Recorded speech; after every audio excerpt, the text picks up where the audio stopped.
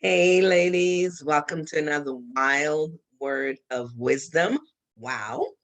Love that acronym. Every time I say it, it's just like, wow.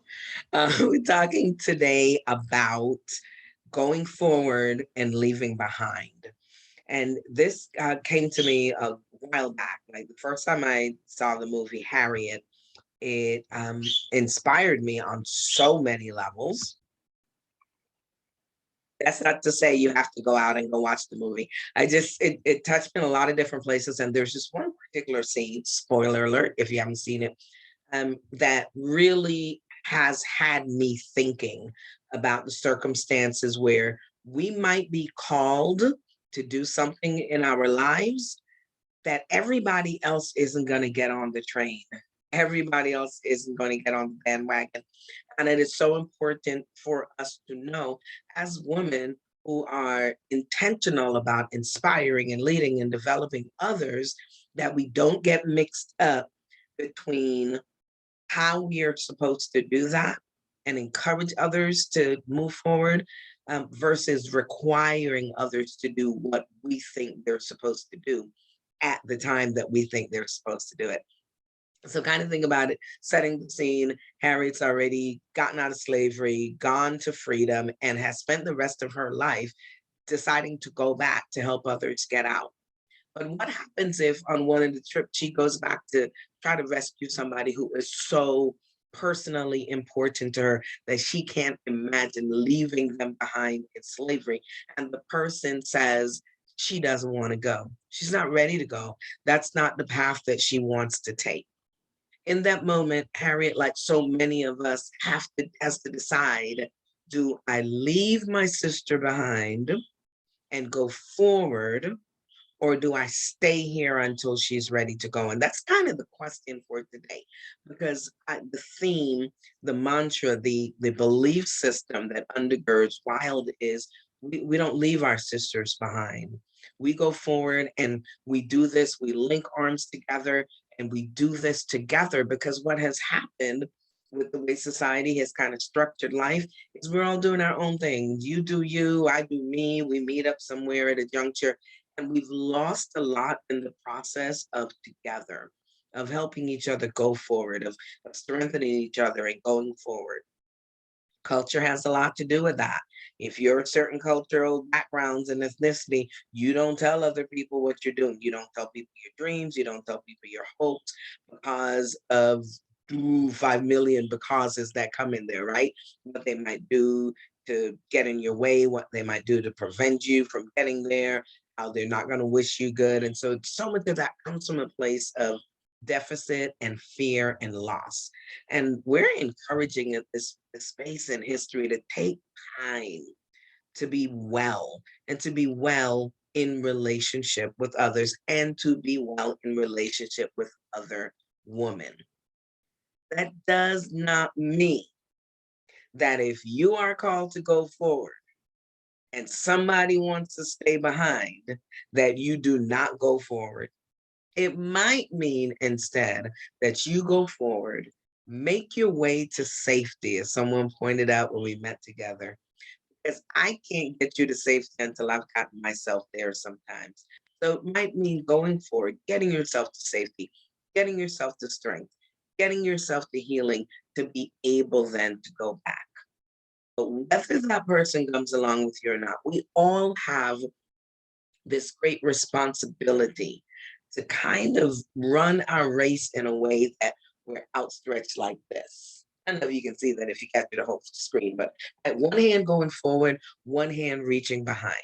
And what does that visual represent? It means that wherever I am in my journey toward my next best self, there should be someone ahead of me that knows something I don't know. I should never be always the smartest, strongest, prettiest, wisest, greatest in the room. There's always got to be someone that knows something I don't know, that I'm willing to reach forward and say, can you help?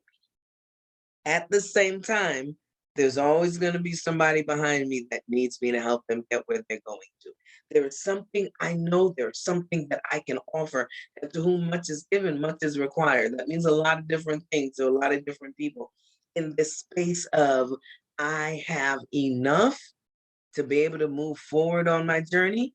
It means that what's required of me is to be able to be willing to share that with somebody who's reaching out to me. Sometimes what happens is I'm reaching back to help the person who isn't reaching out to me. And there are times, we'll talk about it another day. There are times when, yes, I need to be the person who's telling my sister, you don't even see what's going on, but I'm here to tell you, and I'm going to grab you out the fire. But more often than not, it means that I have chosen who is going to be in relationship with me, even if they're not the right person in that season. And we have to allow ourselves to look around and see who else God might have placed in our circle for that season. So this next journey might not be the journey with your best friend. It might not be your journey with your blood sister. There might be somebody totally new who is placed in your space, both for you to reach out to going forward and for you to reach back to pull forward. We don't do it alone. We don't do it alone. We do it together. Sometimes the together will stretch you. And it's in the stretching that you get to continue to grow and become. And what that means that there are times when you have to let go of the person that you have been linked up with to be able to do this next leg of the journey. There's this story in the New Testament where Paul is about to go on one of his missionary journeys, and I think it's Barnabas who is like, hey, take John Mark with you. And Paul is like, no, sir. No, no, no, no, no. Remember last time we were trying to get this done and John did not show up the way he was supposed to show up. He can't come on this trip with me. Now, the beauty of that is that we know somewhere later on, Paul and John Mark reconnected and they rebuilt relationship. But at that journey, John was not the one who was supposed to go with Paul. I think it was Silas who ended up going with him, and John Mark went with Barnabas. Everybody did their own thing. They got it. They worked it out. We have to be able to say, sometimes Janita can't come on this trip with me. Marcia cannot come on this leg of the journey with me. But that does not mean that we end the relationship in such a way that it cannot be reconciled. It means we act out of wisdom and we know, not right now, sis. This isn't the journey for us, but we'll meet up later and we'll reconnect. So I encourage you, think about where it is you're going. What is one thing you want to be better at? What is something that you have identified is not your strong suit right now? In what domain? Financial, mental, physical, emotional, spiritual. What's something that you know you need to grow in? When you identify that thing, then you start identifying who are people who you know or people who you trust that know somebody who can connect you to help you to pursue that thing, to get better at that thing. I promise you, if you look one layer out, there is somebody who knows how to do that thing you don't do well in excellence. And if we can get past our fear of what our forefathers taught us or foremothers taught us about being afraid of everybody and everybody out to get you, and if we can walk in wisdom and discernment and check references. It's all right. A friend of a friend.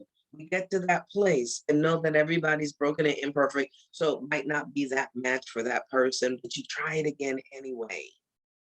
And you reach forward to be able to get the help in the domain that you need. And if you do that at the same time, you're reaching back and being willing to be somebody who can help somebody on the journey.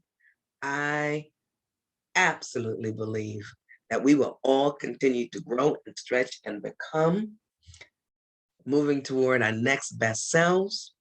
And ladies, that's wild.